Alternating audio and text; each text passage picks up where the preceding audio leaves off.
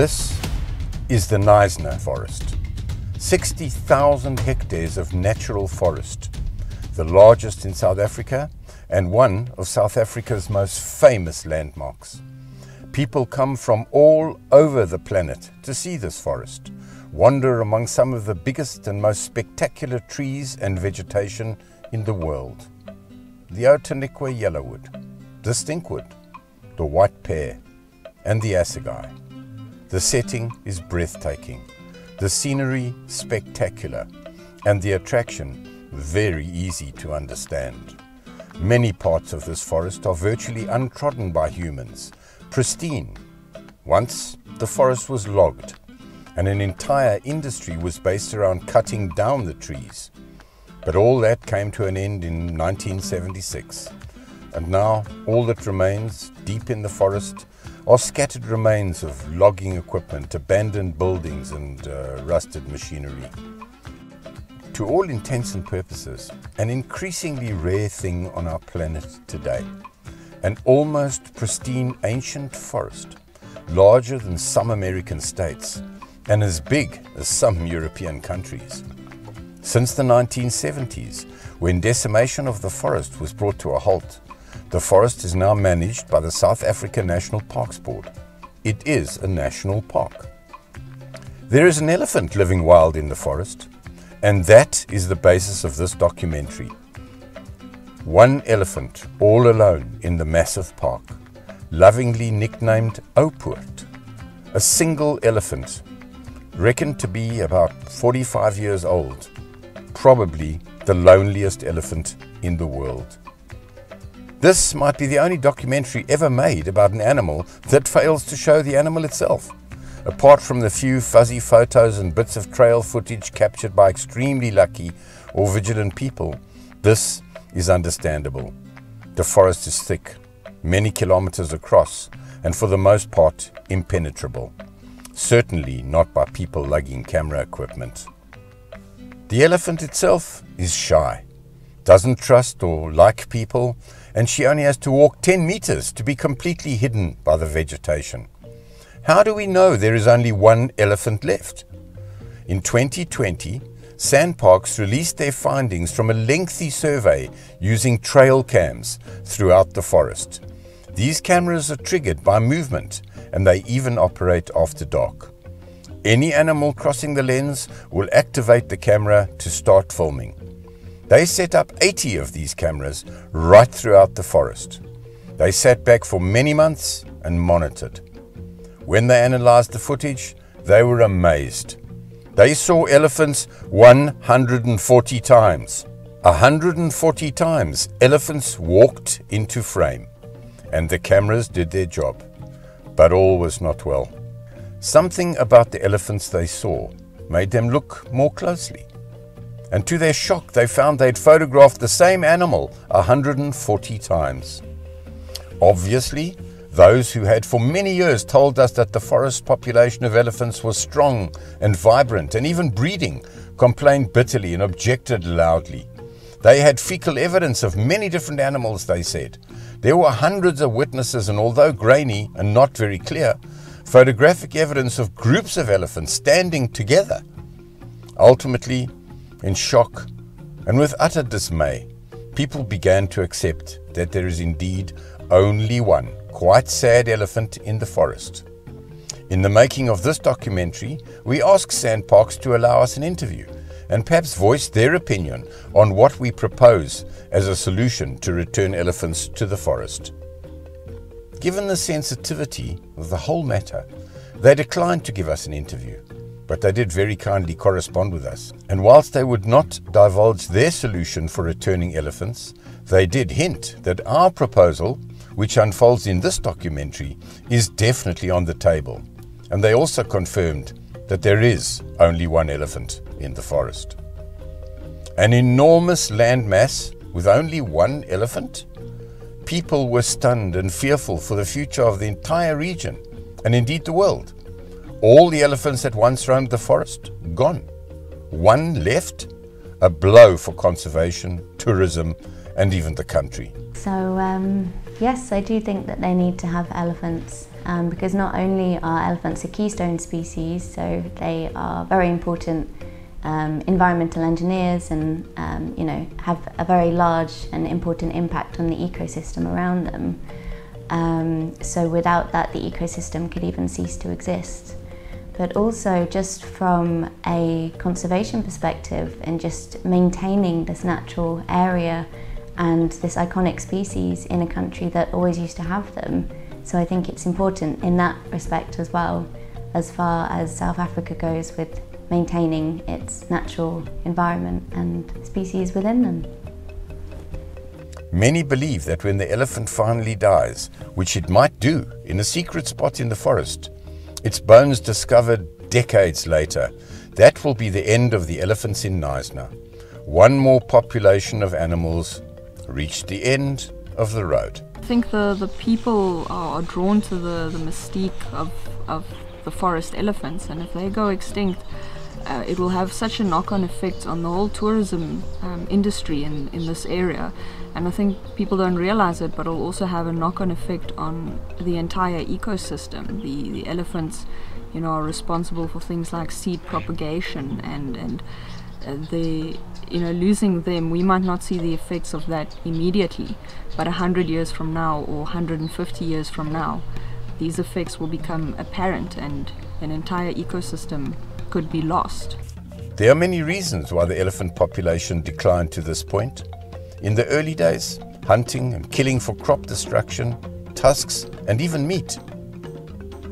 Perhaps the community that remained when the forest got cut off from the traditional migration routes had poor dynamics. Records show the last bull died in 1987, so perhaps no young were born for 40 years, and the older cows just died quietly in the forest. The forest could never have sustained a large population. The nutritional value of forest vegetation is not high, and elephants need a lot of nutrition. There were probably never large numbers of elephants in the forest, but there were elephants. At Palm Films, we make documentaries that tell a story. We don't anthropomorphize, and we don't look at individual animals or specimens. Our view is much worse than the forthcoming death of a single elephant in a national park. Much worse. The death of the last elephant might signal the end for the forest. In years to come, the Knysna forest may die away or become a tangled mess of undergrowth and dank spaces because the elephants died. I have an experience of working with elephants for 24 years. I've grown to love elephants, and I understand how valuable these animals are as far as the ecosystem is concerned. You might see elephants breaking trees. People look at it as destruction, not knowing that that is actually aerating vegetation and the bringing down of certain leaves. Other animals benefit from that by eating.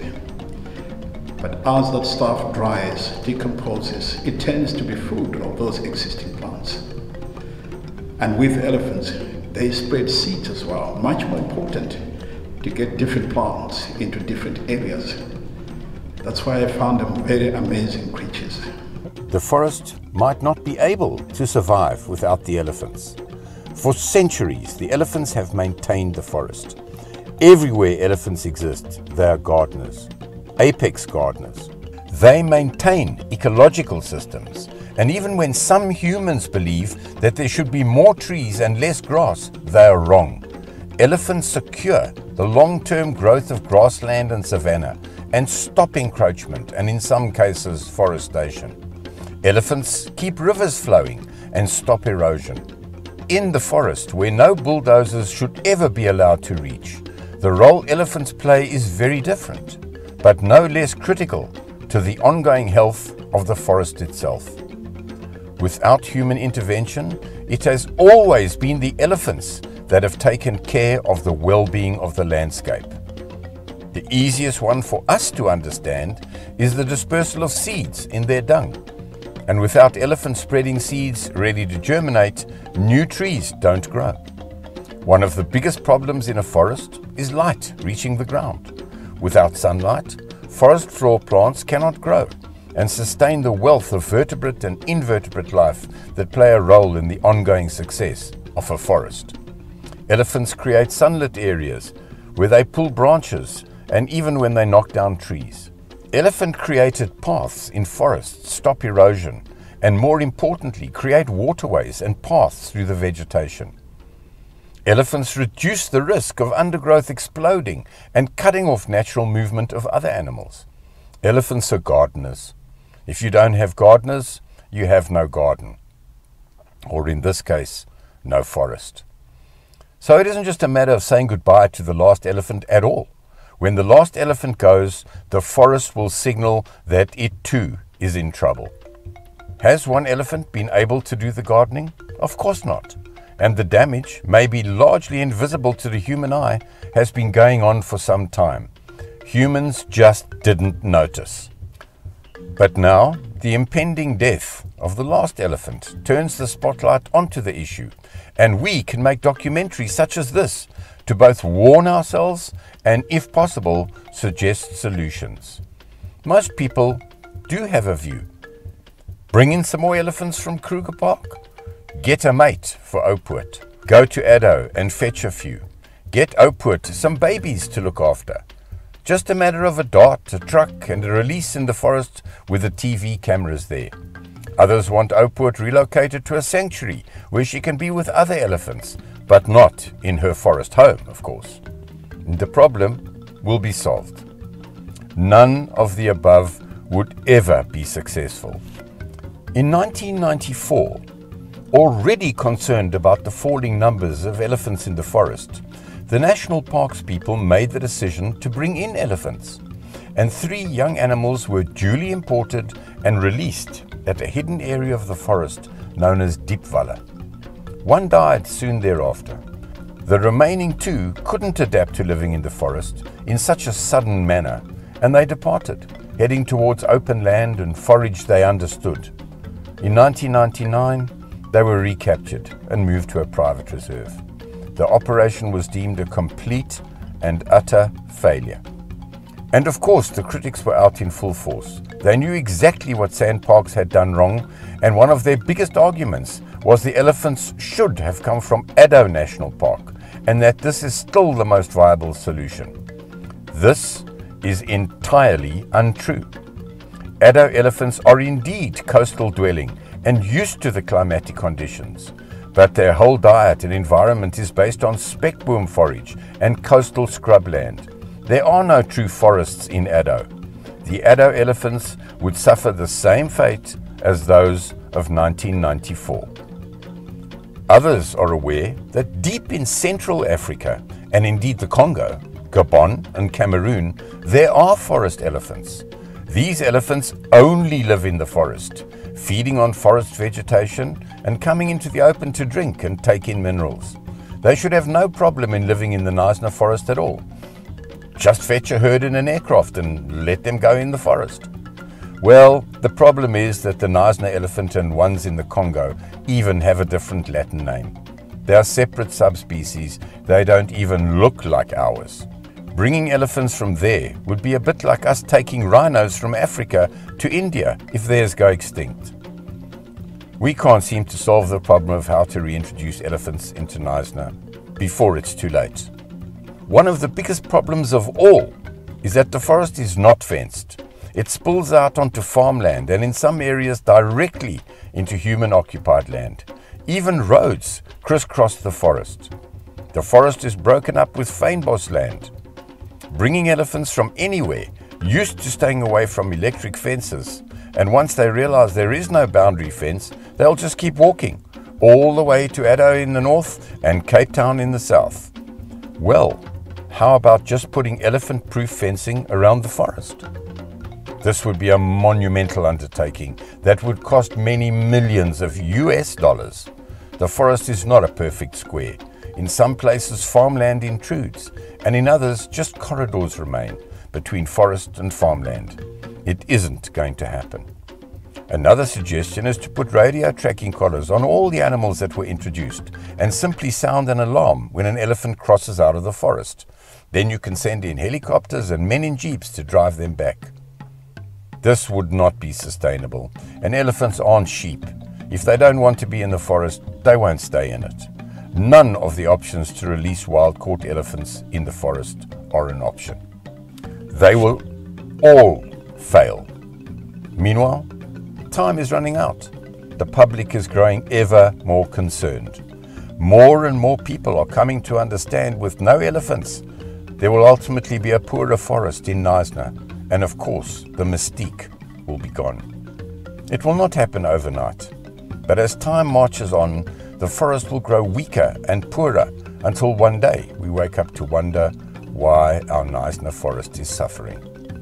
This is because nature is not a series of isolated events. Everything works in harmony. Elephants and their landscape are codependents. Take out one, the other will suffer. Or you have to use manpower to try to enforce balance. Not so easy in a forest. We certainly do not want to just give up and watch the last elephant die, nor does the National Parks Board. They are the experts. They have surely sat and worked through all of the alternatives, issued papers and reports, and have shown very clearly that they are deeply concerned on behalf of all South Africans. Is it possible that people who produce documentaries can offer a solution? Documentary makers are investigative journalists in many senses. Why should it be that we can only report on what we see? We have the ability to consult with anyone we choose. We can take opinion on any subject. Sometimes opinions are just pieces of a puzzle, and it is only when we match the pieces that we begin to show the whole picture. This is what has happened in the making of this documentary. A new proposition has emerged. A new way to look at the same old problem, in this case, what to do about the forest and the elephants. We found the answer, not entirely on our own, of course. These are Africana loxodonta, African elephants, exactly the same as you might find in the Kruger National Park and even in Addo. Everything about them is typical. The difference is that none of these elephants had a happy beginning to life. All of them were at one time orphaned, or in some instances born into an environment that was not entirely natural. They are not circus elephants. They don't do tricks, and they don't follow any system of enforced behavior. They are all what we affectionately call rehab elephants. They are raised by humans, but with one major objective, even in enclosed surroundings, which is to let them just be elephants, form themselves into groups, choose their own associates from amongst the group, and of course, tolerate and accept the close presence of humans, even welcome it, and appear to enjoy it. There is no cruelty, no submission, no force. The elephants in these centers do whatever they do because that is their way. In most cases, certainly at all of those centers that could be considered ethical, the elephants live as naturally as possible. Every morning, the gates to their sleeping quarters, which are often called bomas, are opened, and the elephants walk out into the surrounding bush and into the landscape. All day, they do elephant things. They forage, they play, they take mud baths, they swim in rivers and dams, and they engage with their environment as any elephant will do. But then, at nightfall, they return to the boma, sometimes under the direction of a minder, other times on their own. They come home, and as you would expect, there is dinner, and for the very youngest, some milk and maybe even a blankie. They do this for 15 years, because that's how long it takes for an elephant to grow up. But as they grow, their dependence on the boma starts to decline. They want to spend longer and longer in the bush, and less time in the boma. Where it is possible, they interact with wild elephants, and they've even been known to join up and forego the bomas entirely. To all intents and purposes, over 2 decades, they are fully capable of being wild elephants, and that is exactly what happens. They maintain their human links forever, but their calves will not. The calves will be fully formed wild elephants, and so will their calves. This is our solution to solving Knysna's elephant problem. Getting elephants back into the forest, free-ranging and comfortable in that environment. Okay, so we've got 5 elephants on our reserve. They were all domestic elephants. Way back they were riding elephants. So in the start we moved them into almost 1,000-hectare camp where we rewilded them into. We kept them there for about 2 years where they did their own thing. No interaction with with people except now for the game viewers and the guests. And from there on we let them into our bigger reserve, and they were doing their own thing now for the last 2-3 years, like normal wild elephants. Okay, my opinion, if there would be a boma built in a forest with your domestic elephants and you leaving there in the forest, it all depends on the weather-wise. For me, if it's gonna rain, the elephants will go back every night. But if it's summer months, I don't think they would go. Take them 2-3 months before they would stay at night, because they can go and please as they want. A boma isn't that comfortable for them because they need to stand in there and there's not a lot of food and water in for them. So at night time they will still be able to graze and drink as they please. So in my opinion, it won't take very long for the elephants to do as they want in a forest if they leave the boma. We forget entirely about translocating wild animals from anywhere and go for habituated family groups. We don't unload them from a truck and let them go into the forest only to come running out the other side. We build a boma, just like the ones they are already used to calling home. We build it in a secretive, almost inaccessible part of the forest, and we make sure that we have good road access. We build some accommodation for the elephant men, who will come with the elephants for a while, until we train new local people and the elephants get to know them and trust them. Then, we go to one of the many rehab centers in South Africa, even to those who for many years have offered elephant experiences but would be willing to part with some of their herd for the national good. And we choose the makings of a perfect herd for Knysna. Older animals, youngsters, predominantly females, but a male or two as well. And we move them to the bomas in the forest. We make sure we have local experts on hand to help guide the elephants into knowing what plants are good to eat and which are not good for them. And the process begins. Elephants do eat a lot, and they're not necessarily very selective about what they want to eat. However, you can easily see them also when they pick up something from the ground and they start chewing it, and then if there is a taste that they don't like, they just throw it away. So they rather go for quantity than quality in general. So I do not think that will be a problem for them to adapt to this environment. Also, I think, elephants are extremely intelligent creatures and they learn very quickly. So I believe the moment that they pick up a specific plant or shrubs that is actually not palatable, they will immediately learn to avoid it and go for something that they will prefer. They have specific preference for items and they will go straight for it. So I believe they will learn very quickly and they will pass on this information to the next generations. Every morning the gates open and the elephants go out into the forest. They choose which direction and they choose how far they go. Every evening they make their way back home to the bomas. There will always be something to eat and a roof if that is what they choose. Years will pass. The elephants will venture further and further into the forest. They will garden as they go, clearing, cutting, creating and fertilizing, always spreading out from their home base. And they will come to see the forest as home, and the unknown land on the edge as hostile country, where they don't feel comfortable. It could be that the elephants in the family group never range further than, say, 5 kilometers from the boma, in which case we set up more boma-style bases in different parts of the forest, so that the whole area is gardened by elephants in small family groups. They may stop coming home to the bomas and become real forest elephants.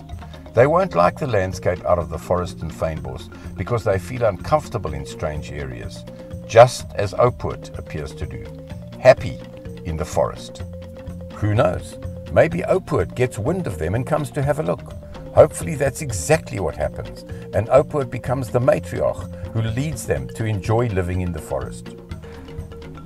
Elephant natural instinct is to be part of a herd, especially when it's a female. Female elephants are the bonded groups within natural environments where your males are more solitary. They would work their way through the family cycle and then be pushed out by females and form bachelor groups. So is that Oupoot over time definitely integrate within a structured herd or whatever the options would be by then. So there's no doubt in my mind that we can reunite her with a herd of elephants in a controlled environment which has her range, as well as Oupoot has learned to move in vast areas. She's exploring velds, she's exploring vlei areas, mountain areas, so she's got quite a big range, and if one can isolate a proper sized area and do an introduction in that way, I most definitely think it will be a win-win situation. Many people across the world would be happy to know this is what happened. But this documentary is not only about the loneliest elephant in the world, it is about a giant natural treasure in the form of a forest. And that leads us to ask questions. How much would we lose as a people if we woke up to the fact that there are no elephants in the Knysna forest? And how much greater would be that loss if somehow the forest itself now withers and weakens because there are no elephants, and other species now start to suffer the consequences of overgrowth and encroachment? Those are the questions. Are there other solutions? There may well be. But this is the solution offered by the makers of this documentary. Bring in the elephants.